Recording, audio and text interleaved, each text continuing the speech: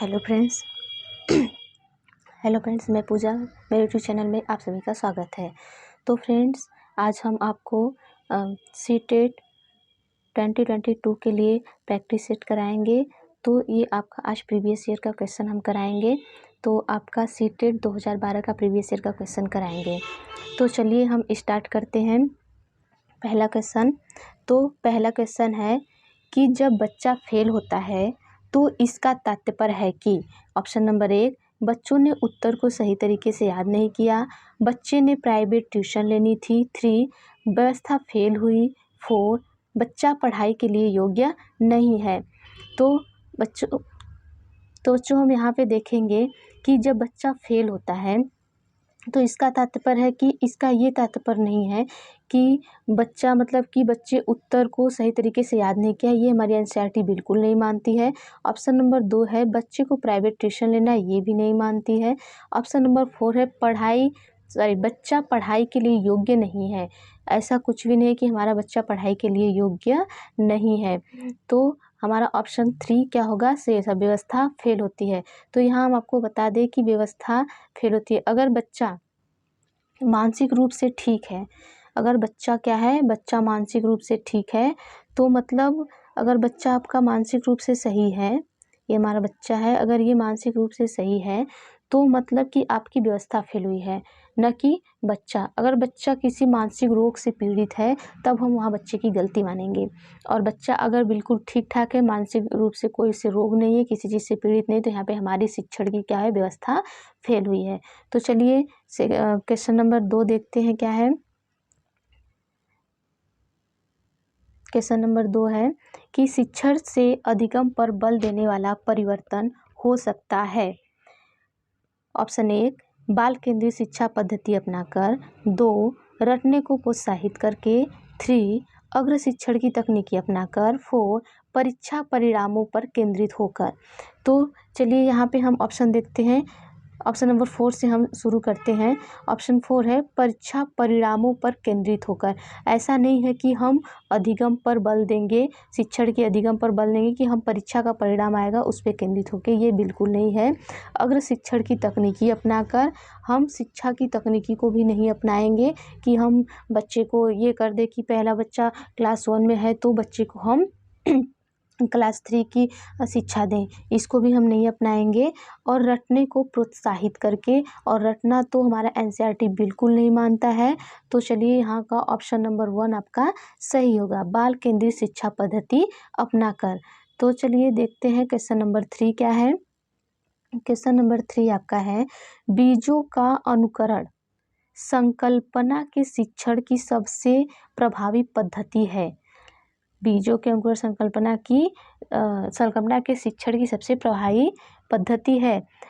Option number 1 है विद्यार्थी द्वारा पौधे के बीज बोना और उसके अंकुरण के चरणों का अवलोकन करना। ऑप्शन नंबर 2 है श्यामपट्ट पर चित्र बनाना और वर्णन करना। ऑप्शन नंबर 3 है बीज की वृद्धि का चित्र दिखाना। और आपका ऑप्शन नंबर 4 है विस्तृत व्याख्या करना। तो यहाँ पे देखिए हम देखते हैं, अगर किसी बच्चे को बीज, ठीक है, किसी बच्चे को बीज का संकल्पना का अनुकरण कराना है तो हम उसको क्या करेंगे, अगर उसे हम विस्तृत में व्याख्या करेंगे तो वो उतनी अच्छी तरीके से नहीं सीख सकता है। अगर हम बीज की वृद्धि का चित्र दिखाएंगे वो तो भी नहीं सीख सकता है। श्यामपट्ट पर चित्र बनाना और वर्णन करेंगे तो भी बच्चा नहीं सीख सकता है। तो हमारा ऑप्शन नंबर 1 बचा, विद्यार्थी द्वारा पौधे के बीज बोना और उसके अंकुरण के चरणों का अवलोकन करना। तो आइए हम आपको यहाँ बताते हैं कि अगर आप विद्यार्थी को बीज बोने के लिए दीजिए और उसे स्टेप बाय स्टेप उसका अनुकरण करेगा तो बच्चा ज़्यादा सीखेगा, न कि अगर हम उसे क्लास में बता देंगे कि बीज को हम ऐसे बोते हैं और बीज का अंकुरण इस तरीके से होता है। यहाँ पे क्या होता है, प्रयोगात्मक, मतलब जितना ये बच्चे प्रयोग करेंगे, जितना प्रयोग करके स्वयं से कार्य करेंगे उतना ही क्या होगा कि ये बच्चे अच्छा कर सकेंगे। तो चलिए क्वेश्चन नंबर 4 देखते हैं। क्वेश्चन नंबर 4 क्या आपका, समावेशी शिक्षा। ऑप्शन नंबर 1 कक्षा में विविधता का उत्सव मनाती है। ऑप्शन नंबर 2 दाखिले संबंधी कठोर प्रक्रियाओं को बढ़ावा देती है। ऑप्शन नंबर 3 तथ्यों को शिक्षा से संबंधित है। ऑप्शन नंबर 4 हाशिए पर स्थित वर्गों से शिक्षकों को सम्मिलित करने से संबंधित है। तो चलिए इस क्वेश्चन का आंसर दीजिएगा आप लोग।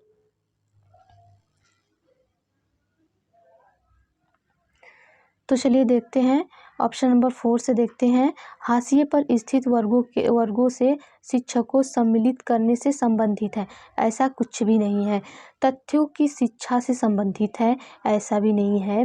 दाखिले संबंधी कठोर प्रक्रियाओं को बढ़ावा देता है, बिल्कुल नहीं। तो ऑप्शन नंबर 1 बच्चा की कक्षा में विविधता का क्या करती है, उत्सव मनाती है। तो आइए हमको बताते हैं कि समावेशी शिक्षा होता क्या है। समावेशी शिक्षा का मतलब है कि जो हमारे विशिष्ट बालक होते हैं, ठीक है, विशिष्ट और प्लस सामान्य, जो हमारे विशिष्ट और सामान्य बालक होते हैं, ये दोनों एक ही कक्षा में क्या करें, पढ़ें। एक ही कक्षा में क्या करें, पढ़ें। तो विशिष्ट बालक में कौन आता है, विशिष्ट बालक में जैसे बच्चा कम बुद्धि का है, बच्चा क्या है, विकलांग है, बच्चा क्या है आपका, विकलांग है, बच्चा आपका पिछड़ी जाति का है, पिछड़ी मतलब अनुसूचित जाति का है, या किसी भी धर्म का है, किसी भी जाति का है, ठीक है। ये धर्म जाति को हमारी एनसीईआरटी मानती है। एनसीईआरटी हमारी कहती है विशिष्ट बालक में जैसे कोई विकलांग है, दिव्यांग है, और इस तरीके के बच्चे हमारे क्या आएंगे, विशिष्ट में आएंगे। और सामान्य बच्चे, जो सामान्य रूप से ऐसे बच्चे, वो सब क्या करें, एक ही कक्षा में पढ़ाई करें, तो उसी को हम क्या कहते हैं, समावेशी कक्षा कहते हैं। हमारी जो एनसीईआरटी है, एनसीईआरटी तो कहती है कि जितने भी धर्म जाति के जो बच्चे हैं सब एक साथ पढ़ें। तो हमारी एनसीईआरटी कहती है कि जितने भी धर्म जाति के, लिंग के, समाज के हैं, सब के क्या है, एक ही, बिना भेदभाव के एक ही साथ पढ़ाई करें, वही हमारा क्या होगा, समावेशी शिक्षा होगा। तो चलिए नेक्स्ट देखते हैं। नेक्स्ट आपका है क्वेश्चन नंबर 5। क्वेश्चन नंबर 5 है कि निम्नलिखित में से कौन सा वस्तुनिष्ठ प्रश्न है। क्वेश्चन नंबर 5 आपका है कि निम्नलिखित में से कौन सा वस्तुनिष्ठ प्रश्न है। तो चलिए पहला ऑप्शन नंबर 1 है कि लघुत्तरात्मक प्रश्न, मुक्त उत्तर वाला प्रश्न, सत्य या असत्य प्रश्न, निबंधात्मक प्रश्न। तो आपको हम यहाँ सबसे पहले बताएंगे कि वस्तुनिष्ठ क्या है। आपको सबसे पहले बताएंगे कि वस्तुनिष्ठ प्रश्न क्या होता है। वस्तुनिष्ठ प्रश्न का मतलब है कि एक लाइन में प्रश्न लिखा होता है, उसका हाँ ना या सत्य असत्य में क्या होता है, उत्तर देना होता है। तो हमारा ऑप्शन नंबर क्या होगा, सत्य या असत्य में उत्तर देना होता है। तो चलिए क्वेश्चन नंबर 6 को पढ़ते हैं। 6 में क्या है, निम्न में से कौन सी प्रगतिशील शिक्षा की विशेषता है। मतलब इसमें से कौन सी प्रगतिशील शिक्षा की विशेषता है। केवल प्रस्तावित पाठ्यपुस्तकों पर आधारित अनुदेश। दूसरा, परीक्षा में अच्छे अंक प्राप्त करने पर बल। तीसरा, बार बार ली जाने वाली परीक्षाएं। चौथा, समय सारणी और बैठने की व्यवस्था में लचीलापन। तो यहाँ पे हम देखेंगे सबसे पहले कि समय सारणी और बैठने में लचीलापन आपका चौथा हो गया। ऑप्शन नंबर 1 देखते हैं, केवल प्रस्तावित पाठ्यपुस्तकों पर आधारित। ऐसा नहीं है कि आप केवल पाठ्यपुस्तकों पर ही आधारित हो प्रगतिशील शिक्षा की, ये विशेषता बिल्कुल नहीं है। और परीक्षा में अच्छे अंक को प्राप्त करने पर बल देना प्रगतिशील शिक्षा ये भी नहीं चाहती है कि नहीं वो आपको फोर्स करे कि आप सिर्फ अच्छे अंक प्राप्त करें। बार बार ली जाने वाली परीक्षाएं ये भी नहीं है। आपका ऑप्शन नंबर 4 सही है। समय सारणी और बैठने की व्यवस्था में लचीलापन। तो यह देखते हैं प्रगतिशील शिक्षा होती क्या है। तो आपका प्रगतिशील शिक्षा का मतलब है कि किसी शिक्षक के, कोई भी शिक्षक है, मतलब जैसे प्रगतिशील शिक्षा का मतलब है कि विषय वस्तु को समय सारणी के अनुसार, जो हमारा विषय वस्तु है उसको समय सारणी के अनुसार पढ़ाने में लचीलापन लाना और छात्र के बैठने की व्यवस्था में लचीलापन लाना, यही हमारा क्या है, प्रगतिशील शिक्षा है। तो चलिए नेक्स्ट क्वेश्चन देखते हैं, क्वेश्चन नंबर 7।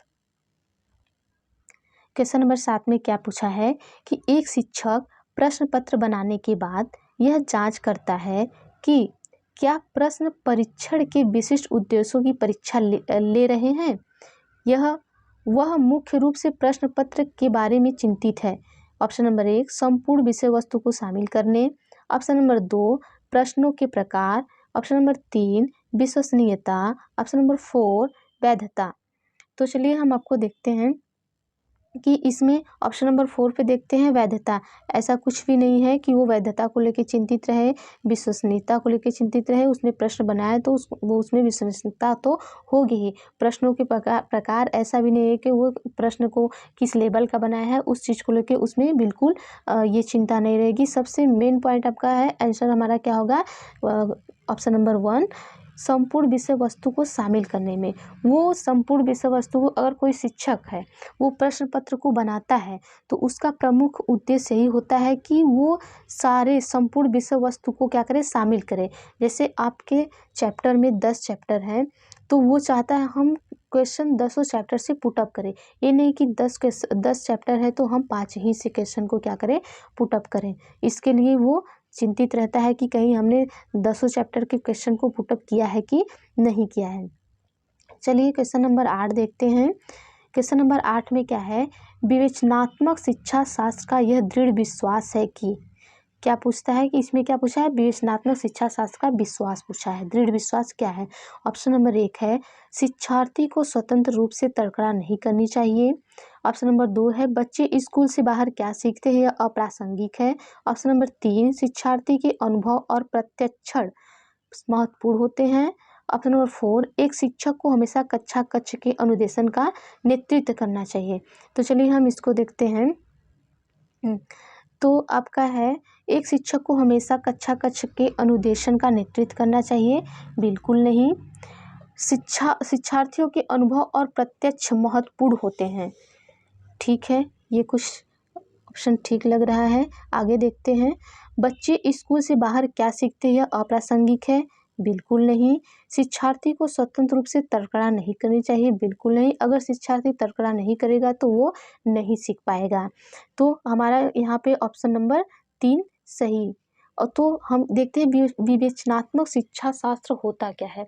विवेचनात्मक शिक्षा शास्त्र का मतलब यह मानना है कि छात्र कोई भी अगर कार्य करे, कार्य या विषय सीखने के लिए, किसी भी कार्य को या विषय को सीखने के लिए खुद से वह कार्य को करे और उस पर क्या करे, चिंतन करे, तर्क करे और उससे क्या करेगा, अपने अनुभव को इस प्रकार वह क्या करेगा, बढ़ाएगा और उससे क्या होगा, उससे प्रत्यक्ष लाभ होगा। तो विवेचनात्मक शिक्षा शास्त्र का यह दृढ़ विश्वास है कि क्या करे, वो अनुभव और प्रत्यक्षण क्या है उसके लिए बहुत महत्वपूर्ण है। क्योंकि जब विद्यार्थी खुद से कार्य करेगा और वो तर्क करेगा तभी वो अनुभव को क्या करेगा, मतलब अनुभव का लाभ ले सकेगा। तो चलिए नेक्स्ट क्वेश्चन देखते हैं। नेक्स्ट क्वेश्चन हमारा है क्वेश्चन नंबर 9। क्वेश्चन नंबर 9 में क्या पूछता है कि विद्यालय आधारित आकलन मुख्य रूप से किस सिद्धांत पर आधारित होता है। जो हमारा विद्यालय आधारित आकलन होता है तो उसका सिद्धांत पूछता है कि किस पे आधारित होता है। ऑप्शन नंबर 1 है वह परीक्षकों की अपेक्षा शिक्षक अपने शिक्षार्थियों की क्षमताओं को बेहतर जानते हैं, किसी भी कीमत पर विद्यार्थी को अच्छे ग्रेड मिलने चाहिए, विद्यालय वह परीक्षा निकायों की अपेक्षा ज़्यादा सक्षम है, आकलन बहुत किफ़ायती होना चाहिए। तो चलिए देखते हैं इसमें कि जो विद्यालय आधारित आकलन है, जो हमारे विद्यालय पर जो विद्यालय हमारा है उस पे जो आधारित आकलन होता है उसका सिद्धांत पूछा है। तो आकलन बहुत किफ़ायती होना चाहिए, ऐसा कोई नहीं है कि आकलन बहुत किफ़ायती होना चाहिए। विद्यालय वह परीक्षा निकायों की अपेक्षा ज़्यादा सक्षम है, बिल्कुल नहीं। क्योंकि आप ये नहीं कह सकते कि जो हमारा विद्यालय है वो बाहर की परीक्षा के निकाय की अपेक्षा ज़्यादा सक्षम है, आप ये बिल्कुल नहीं बोल सकते। किसी भी कीमत पर विद्यार्थी को अच्छे ग्रेड मिलना, ग्रेड ऐसा हमारे एनसीईआरटी में नहीं है कि मतलब अगर हमारे विद्यालय का जो आकलन हम आकलन कर रहे हैं तो आपको अच्छे अंक प्रदान करें, ऐसा कुछ भी नहीं है। वह परीक्षकों की अपेक्षा शिक्षक अपने शिक्षार्थियों की क्षमताओं को बेहतर जानते हैं, ये हमारा बिल्कुल सही जवाब है। क्योंकि अगर एक शिक्षक है वो जितना अच्छी तरीके से अपने शिक्षार्थी को जानेगा, दूसरे विद्यालय या दूसरे वह परीक्षक जो आएंगे वो इतना अच्छी तरीके से उन्हें नहीं जान सकेंगे। तो यदि जो हमारा मतलब विद्यालय आधारित आकलन होता है वो क्या करता है, ये सबसे मेन पॉइंट है कि विद्यार्थी की कमजोरी को पहचान करने और उसमें सुधार करने की क्या है, एक प्रक्रिया है। जो हमारे मतलब बच्चे होते हैं उनकी जो कमजोरियां होती हैं उनको क्या करता है, हमारा जो विद्यालय आधारित आकलन है उन्हें पहचानता है और उन्हें सुधार करता है। वो एक तरीके की क्या है, एक ये विद्यालय आधारित प्रक्रिया क्या है, आकलन क्या है, एक प्रकार की इसी तरह की क्या है, प्रक्रिया है। इस प्रक्रिया में क्या होता है कि विद्यालय के जो शिक्षक होते हैं अपने छात्रों का क्या करते हैं, आकलन करते हैं। विद्यालय के जो शिक्षक होते हैं वो अपने छात्र का क्या करते हैं, आकलन करते हैं, छात्र का आकलन करते हैं। और वो अपने छात्र, क्योंकि वो क्या करते हैं, अपने छात्र को अच्छी प्रकार से समझने का क्या करते हैं, प्रयास करते हैं और अपने छात्र को अच्छी तरीके से क्या करते हैं, समझते हैं और वो समझने का प्रयास भी करते हैं। उतना अच्छी तरीके से आपके जो वाह परीक्षक हैं वो नहीं समझ पाएंगे अपने आपके बच्चों को, मतलब जो जितना विद्यालय के बच्चे, जो जिस विद्यालय का बच्चा है उसी विद्यालय का शिक्षक उसे बहुत अच्छी तरीके से समझ पाएगा, ना कि वाह परीक्षक। चलिए नेक्स्ट क्वेश्चन आपको देखते हैं। नेक्स्ट क्वेश्चन है क्वेश्चन नंबर 10। क्वेश्चन नंबर 10 है, शिक्षार्थी व्यक्तिगत भिन्नता प्रदर्शित करते हैं, अतः शिक्षक को ऑप्शन नंबर 1 है सीखने के विविध अनुभवों को उपलब्ध कराना चाहिए। ऑप्शन नंबर 2 कठोर अनुशासन सुनिश्चित करना चाहिए। क्वेश्चन नंबर 3 परीक्षाओं की संख्या बढ़ा देनी चाहिए। क्वेश्चन नंबर 4 अधिगम की एक समान गति पर बल देना चाहिए। तो चलिए यहाँ हम देखते हैं कि सीखने के विविध अनुभवों को उपलब्ध कराना चाहिए। ऑप्शन नंबर 4 से देखते हैं, अधिगम एक समान गति पर बल देना चाहिए। ऐसा बिल्कुल नहीं है कि आप अधिगम के लिए एक समान गति पर ही बल देंगे, ये बिल्कुल गलत ऑप्शन है। परीक्षा की संख्या बढ़ा देनी चाहिए, बिल्कुल नहीं, व्यक्ति विभिन्नता होने से आप संख्या नहीं बढ़ा सकते हैं। और कठोर अनुशासन सुनिश्चित करना चाहिए, ऐसा भी नहीं है कि अगर बच्चा अलग अलग है उसमें व्यक्ति विभिन्न है आप अनुशासन को क्या कर दें, कठोर कर दें, ऐसा नहीं है। सीखने के विविध अनुभवों को क्या करना चाहिए, उपलब्ध कराना चाहिए। आप बच्चे को सीखने के विविध अनुभव को उपलब्ध कराएंगे। जैसे कि यदि शिक्षार्थी व्यक्ति विभिन्नता प्रदर्शित करता है, अगर उसके अंदर व्यक्ति विभिन्नता है तो शिक्षक को जितना भी सीखने के तरीके हैं और जितने भी सीखने के तरीके के बारे में उन्हें जानकारी है उन्हें उस तरीके से उन्हें सिखाना चाहिए। जैसे अगर आपको खेल खेल में सिखाना है तो खेल खेल में सिखाइए, आपको पढ़ा के सिखाना है सिखाइए, मतलब आपको जिस तरीके से बच्चे को आता है आप उस तरीके से सिखाइए, ना कि आपका एक ही तरीका होना चाहिए कि आप जिस तरीके से पढ़ा रहे हैं उसी तरीके से पढ़ाइए। चलिए नेक्स्ट क्वेश्चन देखते हैं। क्वेश्चन नंबर 11, निम्नलिखित में से कौन सा विकास का सिद्धांत है। ऑप्शन नंबर 1 सभी का विकास दर समान नहीं होती है। 2 विकास हमेशा रेखीय होता है। 3 यह निरंतर चलने वाली प्रक्रिया नहीं है। 4 विकास की सभी प्रक्रियाएं अंतर संबंधित नहीं है। तो चलिए हम देखते हैं क्वेश्चन नंबर 4 से ऑप्शन नंबर 4 से, विकास की सभी प्रक्रियाएं अंतर संबंधी नहीं है, बिल्कुल नहीं। विकास की प्रक्रिया क्या होती है, एक दूसरे से संबंधित होती है। यह निरंतर चलने वाली प्रक्रिया नहीं है, यह विकास निरंतर चलता है और यह जीवन पर्यंत चलता रहता है। विकास हमेशा रेखीय होता है, बिल्कुल नहीं। विकास की दर समान नहीं होती है, ठीक है, विकास की दर क्या होती है, समान नहीं होती, क्योंकि विकास क्या हमारा निरंतर चलने वाली प्रक्रिया है। और इसमें क्या होता है, कभी ये कम होती है तो कभी क्या होती है, ज़्यादा होती है। तो विकास की जो निरंतर चलने वाली प्रक्रिया है वो क्या होती है कि कभी तीव्र गति से होती है तो कभी मंद गति से होती है। जैसे उदाहरण में ले लीजिए कि शरीर का कुछ भाग का विकास क्या होता है, जल्दी हो जाता है और कुछ भाग का विकास क्या होता है, धीरे धीरे होता है। तो आपका ऑप्शन नंबर 1 सही है, ऑप्शन नंबर 1 सही है। तो चलिए क्वेश्चन नंबर 12 देखते हैं। मानव विकास को क्षेत्र में विभाजित किया जाता है, जो है ऑप्शन नंबर 1 शारीरिक, संज्ञानात्मक, संवेगात्मक और सामाजिक। 2 संवेगात्मक, संज्ञानात्मक, आध्यात्मिक और सामाजिक, मनोवैज्ञानिक। 3 मनोवैज्ञानिक, संज्ञानात्मक, संवेगात्मक और शारीरिक। 4 शारीरिक, आध्यात्मिक, संज्ञानात्मक और सामाजिक। तो इसमें आपका क्वेश्चन नंबर 12 में बताइएगा कि कौन सा आंसर होगा। आप सभी कमेंट बॉक्स में उत्तर दीजिएगा कि कौन सा इसका आंसर होगा। तो चलिए हम बताते हैं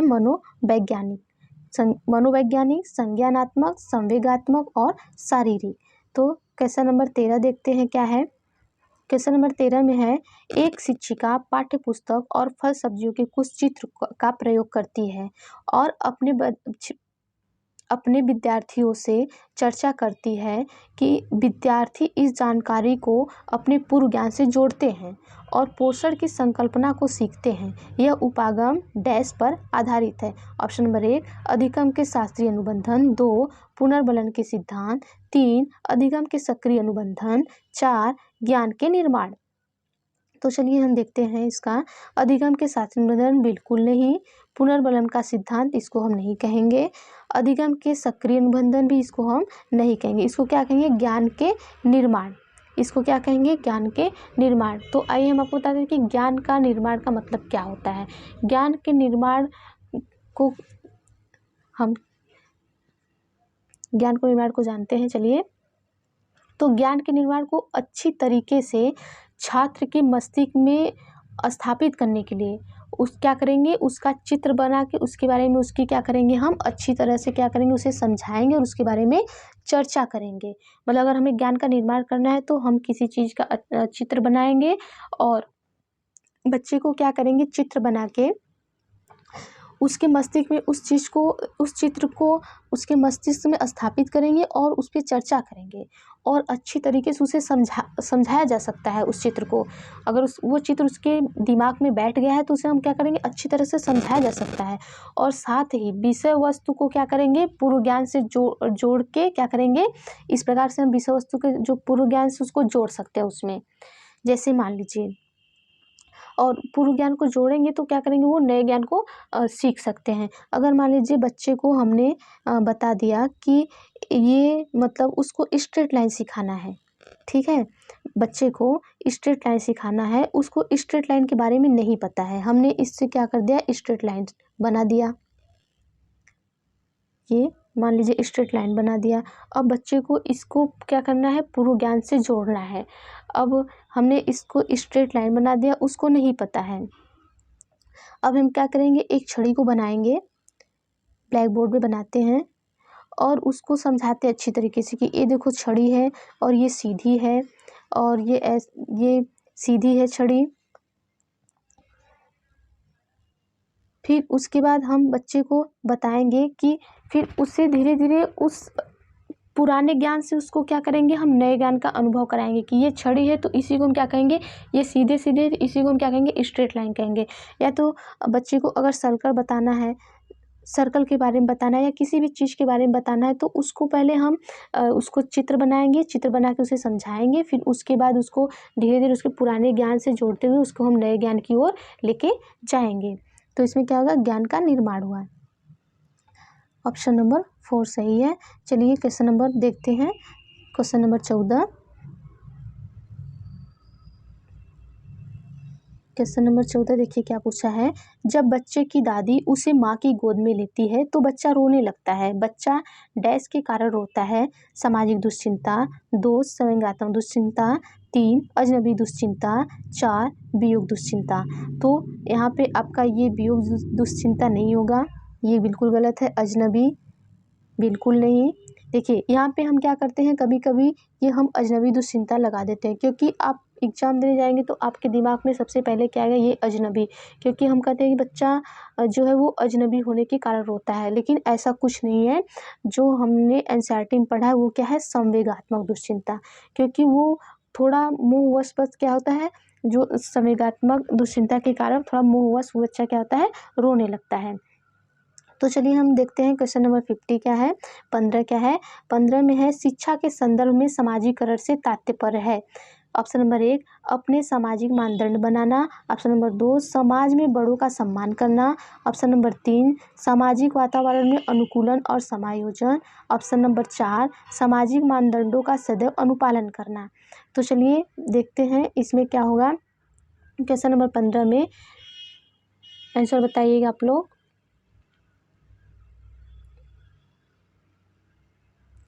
चलिए देखते हैं। सामाजिक वातावरण में अनुकूलन और समायोजन, ये आपका सामाजिक मानदंड बनाना बिल्कुल नहीं, बड़ों का सम्मान करना बिल्कुल नहीं, और सामाजिक मानदंडों का सदैव पालन करना ये भी नहीं होगा। आपका आंसर क्या होगा? 3 होगा। तो सामाजिकरण से तात्पर्य, सामाजिकरण का मतलब क्या होता है? आइए बताते हैं कि सामाजिकरण मतलब शिक्षा का सामाजिकरण की प्रक्रिया क्या, इसका क्या मतलब है? तो बताते हैं, जो शिक्षा है वो हमारे सामाजिकरण की प्रक्रिया को क्या करती है? सरल बनाती है। सामाजिक प्रक्रिया को क्या करती है? सरल बनाती है। और सरल बनाती है क्योंकि इसके माध्यम से मनुष्य क्या करता है? मूल्यों को, ठीक है, मूल्यों को, आदर्शों को और व्यवहारों आदि को क्या करता है? सिखाता है। ये क्योंकि ये शिक्षा के माध्यम से क्या करता है? मनुष्य क्या करता है? जो मनुष्य का शिक्षा होता है वो अपने शिक्षा के माध्यम से आदर्श को, मूल्य को, व्यवहार को क्या करता है? एक दूसरे को क्या करता है? सिखाता है। और वो अपने आप को इसके अनुरूप बनाने का क्या करता है? प्रयास करता है। सिखाता और सीखता है, तो उसको अपने अनुरूप बनाने का प्रयास करता है। तो इसलिए इसका ऑप्शन नंबर क्या होगा? 3 सही होगा, क्योंकि सामाजिक वातावरण में अनुकूलन का वो क्या करता है? और क्या करता है? समायोजन करता है। तो ऑप्शन नंबर 3 आपका सही होगा। चलिए फ्रेंड्स, तो आज के लिए बस इतना ही। तो नेक्स्ट वीडियो कल आएगा, तो चैनल को सब्सक्राइब और लाइक कर लीजिए। तो डेली हम आपको ऐसे ही वीडियो लाते रहेंगे, ताकि चैनल को लाइक सब्सक्राइब कर देंगे तो आपको वीडियो मिलता रहेगा। चलिए, थैंक यू।